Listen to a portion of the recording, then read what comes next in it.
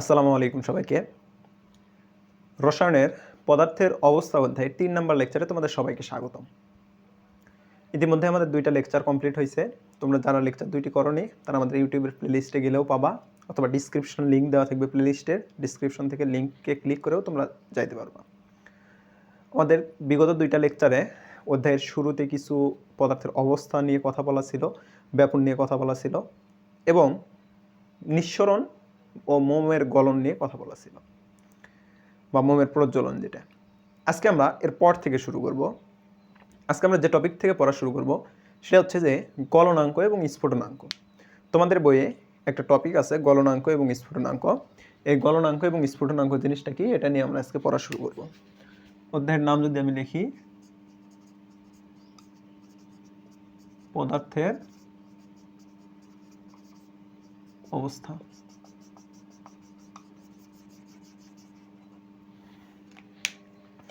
শিখব গলনাঙ্ক ও স্ফুটনাঙ্ক।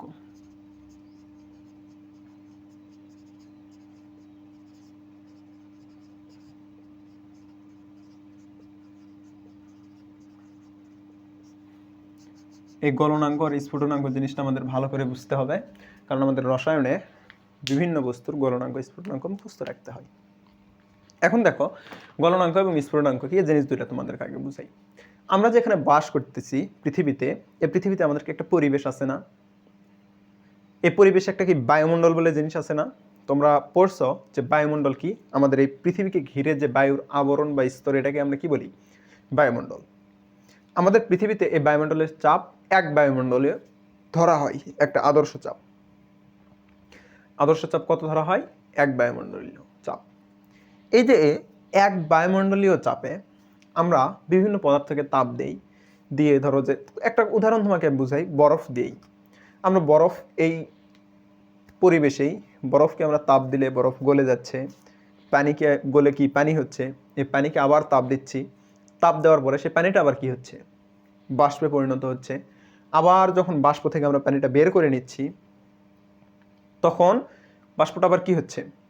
পানিতে পরিণত হচ্ছে। আবার পানি থেকে যখন তাপ বের করে নিচ্ছি, তখন পানি আবার কি হচ্ছে? পরিণত হচ্ছে বরফে পরিণত হচ্ছে। এর বাস্তব উদাহরণ যদি বলি, তোমরা শীতকালে গোসল করার সময় পানি ফুটাও না?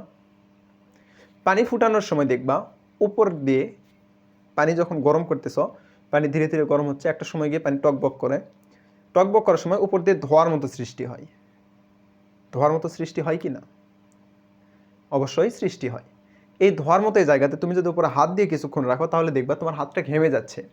আসলে এটা তোমার হাত ঘেমে যাচ্ছে না, নিচে থেকে তুমি পানিকে যে তাপটা দিচ্ছ, এই তাপ দেওয়ার ফলে পানিটা বাষ্প হয়ে উড়ে যাচ্ছে। এই বাষ্পটা তোমার হাতে গিয়ে জমা হচ্ছে। আবার বরফকে যখন তুমি ফ্রিজ থেকে বাইরে বের করতেছো, ফ্রিজের মধ্যে ঠান্ডা, সেখান থেকে তুমি বাইরে নিয়ে আসতেছো, তার মানে কি ঠান্ডা পরিবেশ থেকে গরম পরিবেশে নিয়ে আসতেছো, তার মানে কি তাকে তাপ দেওয়া হচ্ছে না? ঠান্ডা থেকে গরমে নিয়ে যাচ্ছে মানে কি তাপ দেওয়া হচ্ছে। তখন বরফটা দেখবা গলে যাচ্ছে। ঠিক আছে? আবার তুমি চিন্তা করো, এই যে আমরা যে পানিটা নর্মাল পানি আছে, এই পানিকে যখন ফ্রিজের মধ্যে রাখি, বাইরে গরম ভিতরে ঠান্ডা, তাহলে গরম থেকে ঠান্ডাতে গেলে তাপ কি বের হয়ে আসবে না?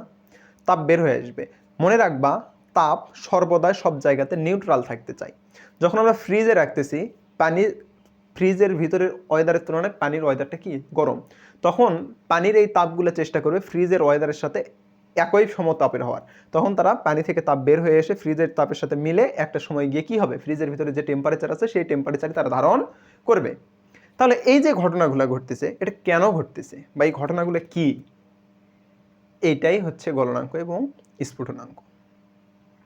এই যে বরফ গলে পানি হচ্ছে, এটা কি কঠিন থেকে তরলে পরিণত হচ্ছে? এই কঠিন থেকে তরলে পরিণত হতে যে তাপমাত্রার প্রয়োজন হয়, সেটাই হচ্ছে ওই পদার্থের গলনাঙ্ক। আবার পানিটা বাষ্পে পরিণত হচ্ছে, এই পানিটা বাষ্পে পরিণত হচ্ছে, তাহলে কি তরল থেকে বাষ্পে পরিণত হচ্ছে, তরল থেকে বাষ্পে পরিণত হওয়ার জন্য যে তাপের প্রয়োজন, সেটাই হচ্ছে কি স্ফুটনাঙ্ক। বাট এর জন্য চাপটা ফিক্সড থাকতে হবে। চাপটা কতটুকু থাকতে হবে? এক বায়ুমণ্ডলীয় চাপ থাকতে হবে। তাহলে গলনাঙ্ক সংজ্ঞাটা কি হবে?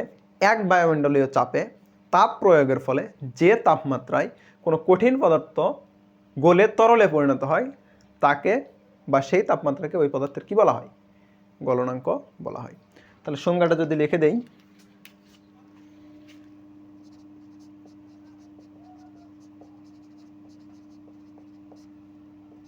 গলনাঙ্ক সংজ্ঞাটা কি?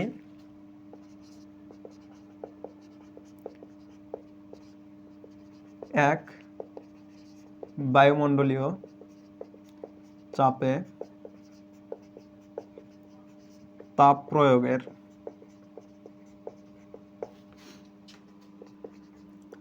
ফলে যে তাপমাত্রায় কোনো কঠিন পদার্থ গলে তরলে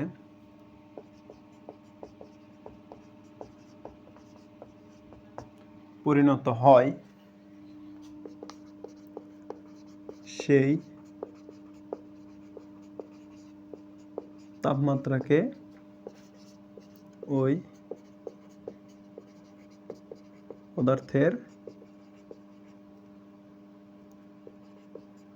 গলনাঙ্ক বলে। তাহলে কি বললাম? এক বায়ুমণ্ডলীয় চাপে তাপ প্রয়োগের ফলে যে তাপমাত্রায় কোনো কঠিন পদার্থ গলে তরলে পরিণত হয় সেই তাপমাত্রাকে ওই পদার্থের কি বলে? গলনাঙ্ক বলে। এখানে বেশ কয়েকটা জিনিস মনে রাখবা, ইম্পর্টেন্ট কয়েকটা কথা বলবো এখানে। সেটা হচ্ছে যে 1 নাম্বার, পানির গলনাঙ্ক 0 ডিগ্রি সেলসিয়াস বা 273 কেলভিন। পানির গলনাঙ্ক কত? 0 ডিগ্রি সেলসিয়াস বা 273 কেলভিন। ইউরিয়ার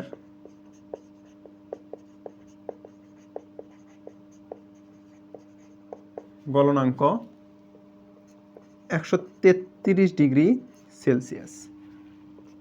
আরেকটা মনে রাখবা, বিশুদ্ধ সালফারের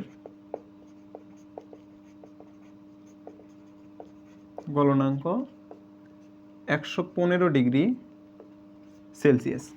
এই তিনটা মাস্ট বি মনে রাখাই লাগবে, কারণ এই তিনটা তোমাদের বইয়ে উল্লেখ করা আছে। তাহলে পানির গলনাঙ্ক কত বললাম?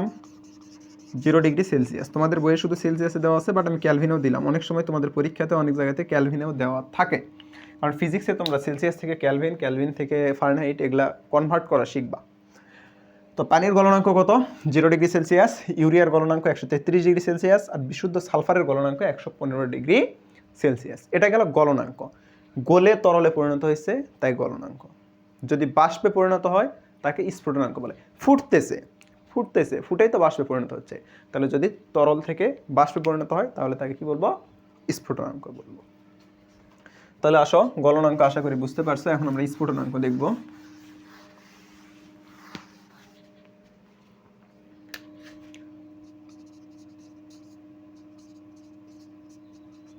স্ফুটনাঙ্ক, স্ফুটনাঙ্কের সংজ্ঞাটা যদি লিখি, দেখো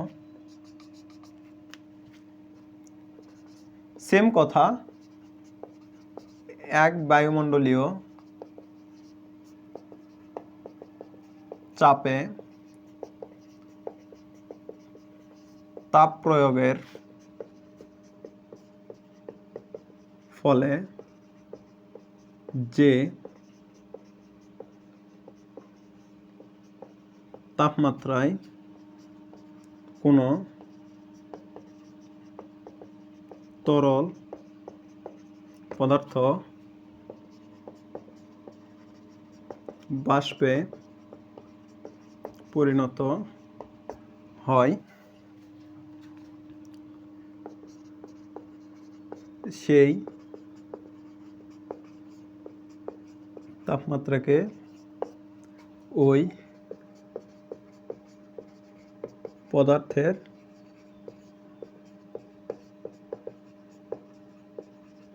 স্ফুটনাঙ্ক বলে। তাহলে কি বললাম? এক বায়ুমণ্ডলীয় চাপে তাপ প্রয়োগের ফলে যে তাপমাত্রায় কোনো তরল পদার্থ বাষ্পে পরিণত হয় সেই তাপমাত্রাকে ওই পদার্থের স্ফুটনাঙ্ক বলে। এখানে একটা জিনিস মনে রাখলেই হবে, সেটা হচ্ছে পানির স্ফুটনাঙ্ক 100 ডিগ্রি সেলসিয়াস বা 373 কেলভিন। তাহলে পানির স্ফুটনাঙ্ক কত? 100 ডিগ্রি সেলসিয়াস বা 373 কেলভিন। এটা গেল এটার সংজ্ঞা। এখন তোমাদের বইয়ে ব্যবহারিকের মধ্যে দুইটা টপিক দেওয়া আছে। একটা হচ্ছে কোনো কঠিন পদার্থকে তাপ প্রদানের রেখা, মানে কোনো কঠিন পদার্থকে তাপ দিচ্ছে, দিয়ে সেটার গলনাঙ্ক এবং স্ফুটনাঙ্ক রেখা কীরকম হবে, এবং কোনো বাষ্প পদার্থ থেকে তাপ বের করে নেওয়ার রেখা। তো এই দুইটা রেখা থেকে তোমাদের সিকিউ হয়। এই দুইটা রেখা অবশ্যই বুঝতে হবে। যদি এই দুইটা রেখা না বুঝে তুমি পরীক্ষাতে যাও, তুমি একটা সিকিউ লিখতে পারবা না। এই কারণে দুইটা রেখা তোমাদেরকে খুব ভালো করে বুঝতে হবে। প্রথমে যে দুইটা পড়ালাম, এই দুইটা সংজ্ঞা, এই দুইটা তোমাদের ক নাম্বারে আসবে, এবং যে কয়েকটা জিনিস লিখে দিলাম, 4টা জিনিস, এগুলো তোমাদের এমসিকিউ আসবে। বাট এখন আমরা দেখব কি রেখা, কি রেখা দেখব? তাপ প্রদান রেখা, তাপ প্রদান লেখচিত্র। তাপ প্রদান লেখচিত্র কি দেখো, আমরা পানি দিয়ে উদাহরণ দেই। আমরা উদাহরণ হিসেবে দেখতেছি কি, লিখি পানি, মানে পানিতে তাপ প্রদান লেখচিত্রটা কিরকম হবে দেখো। আমরা কয়েকটা জিনিস এখানে একটু লিখি। পানির গলনাঙ্ক 0 ডিগ্রি সেলসিয়াস আমরা দেখলাম। পানির স্ফুটনাঙ্ক 100 ডিগ্রি সেলসিয়াস। পানিটার আমরা কয়টা অবস্থা এখানে দেখতেছি? 3টা অবস্থায় দেখতেছি, কঠিন, তরল, বায়বীয়। গলনাঙ্ক মানে কি? কঠিন থেকে তরলে আসবে, তার মানে পানিটা যখন বরফ অবস্থায় থাকে তার তাপমাত্রা অবশ্যই কি হইতে হয়? তার তাপমাত্রা অবশ্যই 0 ডিগ্রি সেলসিয়াসের নিচে হতে হয়। তাহলে সে কি হবে? সে বরফ হবে। আবার তাকে যদি পানি থাকতে হয়, তাহলে অবশ্যই তার তাপমাত্রা 0 ডিগ্রি সেলসিয়াসের সমান, অথবা মানে বরফ থাকতে গেলে 0 ডিগ্রি সেলসিয়াস বা তার সমান। তাহলে এই অবস্থায় থাকতে গেলে তাকে 0 ডিগ্রি সেলসিয়াস বা সেলসিয়াসের বেশি বা তার সমান, এবং 100 ডিগ্রি সেলসিয়াসের সমান বা তার চেয়ে কী থাকতে হবে? কম থাকতে হবে।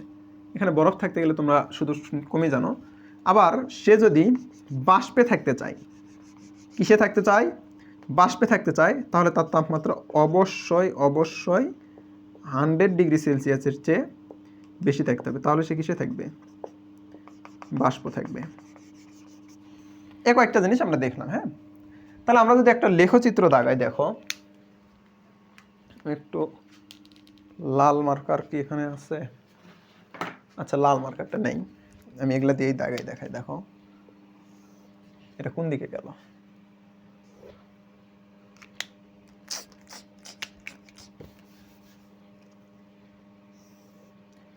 এইদিকে নিলাম, এইদিকে নিলাম। এটা ধরো এক্স অক্ষ, এটা ওয়াই অক্ষ। এদিকে দিলাম সময়, আর এদিকে তাপমাত্রা। তাহলে এদিকে সময়, এক্স অক্ষ বরাবর সময়, ওয়াই অক্ষ বরাবর তাপমাত্রা। এটা ও দিলাম মূলবিন্দু। তাহলে ধরো আমরা শুরু করলাম মূলবিন্দু থেকে। মূলবিন্দুতে আমাদের তাপমাত্রা ধরো ছিল 120 ডিগ্রি, বা যেটাই ধরো আমরা ধরলাম। এই বিন্দুতে 120 ডিগ্রি, মূলবিন্দুতে ধরো 140 ছিল। এই বিন্দুতে ধরো 115 ডিগ্রি। এই বিন্দুতে তাপমাত্রা ডিগ্রি সেলসিয়াসে দেখতেছি আমরা। হ্যাঁ, এই বিন্দুতে 110 ডিগ্রি, এই বিন্দুতে ধরো 100 ডিগ্রি, এই বিন্দুতে 80 ডিগ্রি, এই বিন্দুতে 50 ডিগ্রি, এই বিন্দুতে 30 ডিগ্রি, এই বিন্দুতে ধরো 20 ডিগ্রি, এখানে 10 ডিগ্রি।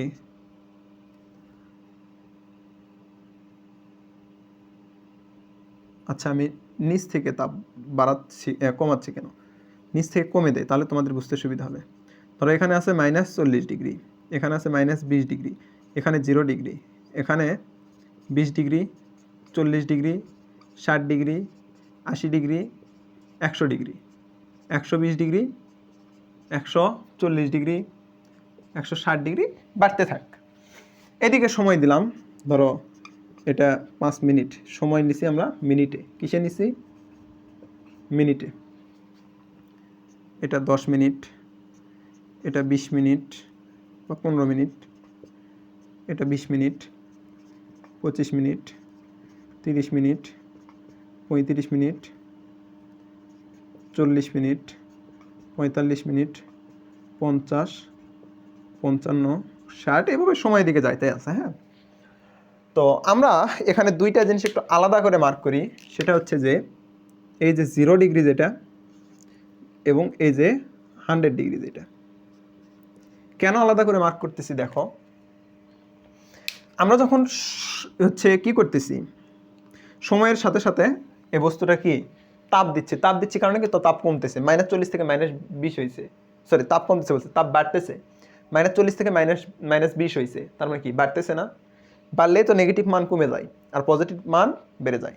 তাহলে আমরা যখন তাপ দেব, ধীরে ধীরে বরফের তাপটা বাড়তে থাকবে ধীরে ধীরে। আচ্ছা, আমি এখানে একটু এই রেখাটা একটু বর্ধিত করেই নেই, তাহলে আমার রেখাটা আনতে সুবিধা হবে। এবং 100, তাহলে আমরা যখন কি করতেছি, একে তাপ দিচ্ছি, আমি নীল কালি দিয়েই দেখাই কারণ কালোগুলো লিখতেছে না, কিন্তু একে যখন তাপ দিচ্ছি, সে নির্দিষ্ট সময়ের সাথে 0 ডিগ্রি পর্যন্ত একটি সরল রেখা বরাবর তাপ গ্রহণ করবে। তারপরে দেখব যে 0 ডিগ্রি সেলসিয়াসে যাওয়ার পরে এই বরফটা কিছু সময় তাপ গ্রহণ করবে, কিছু সময় তাপ গ্রহণ করলো, এই সময় তার তাপমাত্রা বাড়বে না, তার অবস্থার পরিবর্তন ঘটবে। সে কি হবে, বরফ থেকে সম্পূর্ণ পানিতে পরিণত হবে, এবং যেই সময়ে গিয়ে সম্পূর্ণ পানিতে সে পরিণত হবে, সম্পূর্ণ বরফ গলে সম্পূর্ণ পানিতে পরিণত হবে, ঠিক সেই সময় থেকেই আবার তার তাপমাত্রা কি হবে, বাড়া শুরু করবে, এবং তার তাপমাত্রা বাড়ে একটা নির্দিষ্ট সময় পর্যন্ত। আবার সে তাপ কি হবে, নির্দিষ্ট সময় পর্যন্ত সেই তাপটা আবার বাড়তে থাকবে।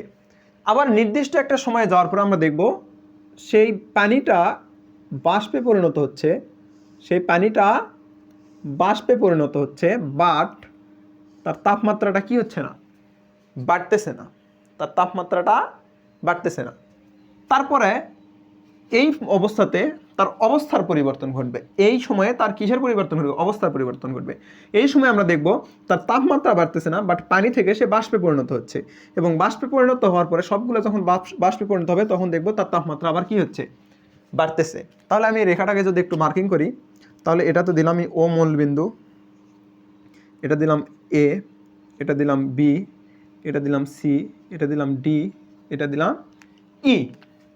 তাহলে আমরা যে রেখাটা বা একটা গ্রাফ দাগাইছি, এই গ্রাফটা যদি আমি তোমাদেরকে একটু ব্যাখ্যা করি, আমরা বরফ অবস্থায় পানিকে নিলাম, আমরা পানিকে বরফ অবস্থায় নিছি, নেওয়ার পরে তার তাপমাত্রা ছিল ধরো -60 ডিগ্রি সেলসিয়াস, এই সময়ে তার তাপমাত্রা ছিল -60 ডিগ্রি সেলসিয়াস। তাহলে -60 ডিগ্রি সেলসিয়াস থেকে তাকে আমরা তাপ প্রদান করছি, একটা নির্দিষ্ট তাপ প্রদান করছি। তাপ প্রদান করার পরে সময়ের সাথে সাথে সে একটা সরল রেখা বরাবর তাপ গ্রহণ করলো, মানে সময়ও বাড়তেছে, তাপও গ্রহণ করতেছে। করতে করতে তার তাপমাত্রা, যখন আমরা থার্মোমিটার দিয়ে তাপমাত্রাটা মাপতেছিলাম, তখন দেখলাম যে 0 ডিগ্রি সেলসিয়াসে আসার পরে সময় বাড়তেছে, বাট তাপমাত্রা বাড়তেছে না। 0 ডিগ্রি সেলসিয়াসে আসার পরে কি হচ্ছে, সময়টা বাড়তেছে, বাট তাপমাত্রা আর বাড়তেছে না। বাট সেই সময় আমরা আরেকটা জিনিস খেয়াল করলাম, সেখানে কি হলো, এই যে 0 ডিগ্রি সেলসিয়াসে সময় বাড়ার সাথে সাথে তাপমাত্রা না বাড়লেও এই জায়গায় তার অবস্থার পরিবর্তন ঘটলো। কীরকম পরিবর্তন ঘটলো, এই রেখাটাতে সে ছিল বরফ, এই রেখাটাতে কি ছিল, বরফ, বাট এখানে গিয়ে সে বরফ থেকে পানি হচ্ছে। ও এ রেখাতে সে সম্পূর্ণ বরফ ছিল, বরফ থাকা সত্ত্বেও সে কি তাপমাত্রা বাড়াচ্ছে, বাট এ বি রেখাতে তার তাপমাত্রা বাড়তেছে না, বাট তার বরফ থেকে পানিতে পরিণত হচ্ছে। আবার যেই মোমেন্টে বি পয়েন্টে আসলো, সেই মোমেন্টে সম্পূর্ণ বরফ গলে পানিতে পরিণত হলো। যখনই সম্পূর্ণ বরফ গলে পানিতে পরিণত হলো, তখন আবার তাপমাত্রা বাড়তে থাকলো, তাপমাত্রা বাড়তেছে বাড়ার পরে সি বিন্দুতে যখন আসলো, তখন আমরা খেয়াল করলাম থার্মোমিটারের তাপমাত্রা 100 ডিগ্রি সেলসিয়াস। তাপমাত্রা কত, 100 ডিগ্রি সেলসিয়াস। ঠিক 100 ডিগ্রি সেলসিয়াসে যাওয়ার পর আবার আমরা সেম কন্ডিশন দেখলাম যে সে কিছু সময় তাপ গ্রহণ করলো, বাট তার তাপমাত্রা কোনো পরিবর্তন হলো না। সে কিছু সময় কি করলো, আমরা তার নিচে তাপ দিচ্ছি, বাট তার তাপমাত্রা 100 থেকে বাড়তেছে না, 100তে ফিক্সড হয়ে আছে। তাপমাত্রা ফিক্সড থাকলেও এখানে তার আমরা একটা জিনিস খেয়াল করলাম, সে পানি থেকে বাষ্পে পরিণত হচ্ছে, সে পানি থেকে বাষ্পে পরিণত হচ্ছে। আর এই বিসি রেখাতে সে সম্পূর্ণ কি ছিল, পানি ছিল। সে সম্পূর্ণ পানি থাকা অবস্থায় সে কি করলো, তাপ গ্রহণ করলো, বাট যখনই পানি থেকে বাষ্পে পরিণত হচ্ছে 100 ডিগ্রি সেলসিয়াসে, তখন কি আমরা দেখতেছি কি সে সময় যাচ্ছে, তাপও দিচ্ছে, বাট তাপমাত্রা বাড়তেছে না। সেই সময় সে কি করলো, পানি থেকে বাষ্পে পরিণত হলো। যখনই ডি বিন্দুতে আসলো তখন তার সকল পানি বাষ্পে পরিণত হয়ে গেল। হয়ে যাওয়ার পরে আবার আমরা দেখতেছি সে পুনরায় তাপ গ্রহণ করলো। এই মোমেন্টে সকল পানি বাষ্পে পরিণত হয়ে গেছে। তাহলে এই এবি রেখাতে যে অবস্থাতে আমরা তার দেখলাম বরফ থেকে সে সম্পূর্ণ পানিতে পরিণত হলো, এই রেখার এই অবস্থাটাই হচ্ছে তার গলনাঙ্ক। তাহলে এখানে আমি যদি বলি ও এ রেখাতে সে কি করলো, বরফ ছিল, তাপ গ্রহণ করছে বা তাপমাত্রা বেড়ে গেছে।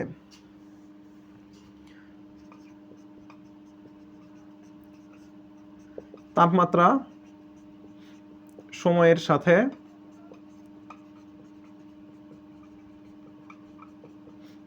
বৃদ্ধি পায়। তাহলে কি ও এ রেখাতে দেখলাম এটা বরফ ছিল এবং তাপমাত্রা সময়ের সাথে বৃদ্ধি পায়। যখনই ও এ রেখাটা এ বিন্দুতে গেল, এ বিন্দুতে যাওয়ার পরে সে আর তাপমাত্রা বৃদ্ধি করতেছে না, সময় যাচ্ছে কিন্তু তাপমাত্রা বৃদ্ধি করতেছে না। তখন আমরা একটা জিনিস খেয়াল করলাম কি, এই বরফটা এই নির্দিষ্ট সময়ে যে তাপটা নিল, এই তাপ নিয়ে বরফটা পানিতে পরিণত হলো, বরফ থেকে পানিতে পরিণত হলো। এই যে বরফ থেকে পানিতে পরিণত হলো, এটা কত ডিগ্রি সেলসিয়াস তাপমাত্রা, 0 ডিগ্রি সেলসিয়াস তাপমাত্রা। এই 0 ডিগ্রি সেলসিয়াস তাপমাত্রায় সে যেহেতু তার অবস্থার পরিবর্তন করলো, অর্থাৎ কঠিন থেকে তরলে পরিণত হলো এবং সে তাপমাত্রা বাড়ালো না, সুতরাং আমরা এই 0 ডিগ্রি সেলসিয়াস তাপমাত্রাকে পানির কি বলবো, গলনাঙ্ক বলবো। তাহলে এ বি রেখাটা কি, পানির গলনাঙ্ক। এরপরে আবার কি আছে, বিসি রেখা। বিসি রেখাটা কি, পানি ছিল, সেম কথা, তাপমাত্রা সময়ের সাথে বৃদ্ধি পায়। তাহলে বিসি রেখাতেও কি হয়, তাপমাত্রা সময়ের সাথে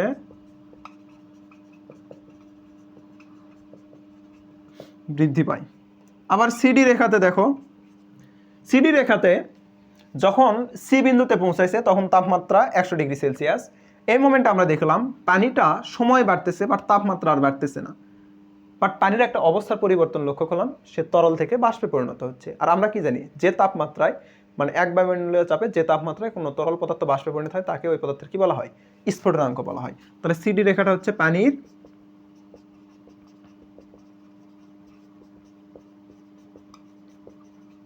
স্ফুটনাঙ্ক। সি রেখাটা কি, পানির স্ফুটনাঙ্ক। আবার ডিই যে রেখাটা আছে, এই রেখাটা কি দেখো, এই রেখাটা বাষ্প তাপমাত্রা সময়ের সাথে বৃদ্ধি পায়। বাষ্প হইলে তাকে যদি আমরা আটকে রাখি তাহলে তাপমাত্রা বৃদ্ধি পাবে, আর যদি আটকে না রাখি তাহলে সে কি বাষ্প হয়ে উড়েই যাবে, তার তাপমাত্রা আর বাড়বে না। তো যাই হোক, এই গ্রাফটা যে কথাগুলো বললাম এই কথাগুলো তোমরা সুন্দর করে খাতায় লিখলেই মার্কস পাবা। আমি মেইন কথাগুলো এখানে লিখে দিছি, তারপরেও যদি তোমাদের বুঝতে অসুবিধা হয় আমি যে কথাগুলো বলছি সুন্দর করে তোমাদের বইয়ে লেখা আছে, আমি অযথা এখানে লিখে সময় নষ্ট করলাম না। তোমরা মেইন বইটা খুলবা, খুলে দেখবে এরকম একটা গ্রাফ দেওয়া আছে, এই গ্রাফটা আগে ভালো করে দেখে নিবা, দেখে নিয়ে তোমরা নিচের কথাগুলো পড়বা, সব কিছু বুঝতে পারো। তোমাদের বই লেখা আছে কি, আমরা পানিকে যখন তাপ প্রয়োগ করলাম তখন দেখলাম ও এ রেখার সময় মানে ও এ রেখাতে পানির মানে বরফটি, ও এ রেখার সময় বরফটি সময়ের সাথে সাথে তাপমাত্রা বৃদ্ধি পেল। এ বিন্দু থেকে বি বিন্দু এ বি রেখাতে আমরা দেখলাম সময় বৃদ্ধি পেলেও পানির তাপমাত্রা বৃদ্ধি পায়নি, বাট এই সময়ে পানির অবস্থার পরিবর্তন দেখা গেল। কি অবস্থার পরিবর্তন, কঠিন থেকে তরলে পরিণত হলো, অর্থাৎ সে বরফ থেকে পানিতে পরিণত হইল। আবার বিসি রেখাতে সময়ের সাথে সাথে তাপমাত্রা বৃদ্ধি পেল, বাট অবস্থার কোনো পরিবর্তন হলো না। আবার সিডি রেখাতে সময়ের সাথে সাথে তাপমাত্রা বৃদ্ধি না হলেও অবস্থার পরিবর্তন ঘটলো, কি হলো, পানি থেকে বাষ্পে পরিণত হলো। আবার ডিই রেখাতে সময়ের সাথে সাথে তাপমাত্রা বৃদ্ধি পেলেও তার অবস্থার কোনো পরিবর্তন হলো না। তাহলে প্রথমে যেই অবস্থাতে তাপমাত্রার পরিবর্তন হলো না সেই অবস্থাতে সে কঠিন থেকে তরলে পরিণত হলো, আর এই তাপমাত্রাকেই পানির আমরা গলনাঙ্ক বলবো। দ্বিতীয়ত যে অবস্থাতে তরল থেকে বাষ্পে পরিণত হলো, এই অবস্থাতে সে তাপমাত্রা বৃদ্ধি করেনি, তার মানে যেহেতু তরল থেকে বাষ্পে পরিণত হয়েছে এবং এখানে সে কিছু সময় তাপ শোষণ করছে, সুতরাং এই অবস্থাটা হচ্ছে তার স্ফুটনাঙ্ক, বা এই তাপমাত্রাটা হচ্ছে তার স্ফুটনাঙ্ক। এই জিনিসগুলোই তোমাদের বই সুন্দর করে লেখা আছে। আর হচ্ছে তাপ বের করে নেওয়া বা তাপ শোষণ করে নেওয়ার, যে শোষণ বলতে তাপ বের করে নেওয়া বা শোষণ করে নেওয়া, হ্যাঁ যে বলতে পারো, এই শোষণ করে নেওয়ার যে রেখাটা, অর্থাৎ বাষ্প থেকে কঠিনে পরিণত করার যে রেখাটা, এই রেখাটা আমরা আগামী ক্লাসে পড়বো। আজকে আমি পড়াইতে পারতাম, বাট আজকে পড়াচ্ছি না, কারণ একটাই যে আজকে যদি আমি পড়াই তাহলে লাস্ট টপিক শুধু ঊর্ধ্বপাতন বলে একটা টপিক থাকবে, খুবই ছোট্ট একটা টপিক থাকবে। ওই টপিকটার জন্য আবার আলাদা একটা ক্লাস নেওয়া লাগবে, এই ক্লাসটাও একটু লেন্দি হয়ে যাবে। তো এই ক্লাসটা একটু ছোট হোক, পরের ক্লাসটাও একটু ছোট হোক, বাট এই ক্লাসের ডিউরেশন অনেক বেশি করে লাস্টেরটা খুবই ছোট করার প্রয়োজন নেই। তো আজকে ক্লাসটা এই পর্যন্তই থাকতেছে, দেখা হচ্ছে পরবর্তী ক্লাসে। আগামী ক্লাসে ইনশাল্লাহ এই চ্যাপ্টার শেষ হবে, এর পরবর্তীতে আমরা ধারাবাহিকভাবে পরের চ্যাপ্টার করতেই থাকবো। তো ভালো থাকো সবাই, আসসালামু আলাইকুম ওয়া রাহমাতুল্লাহ।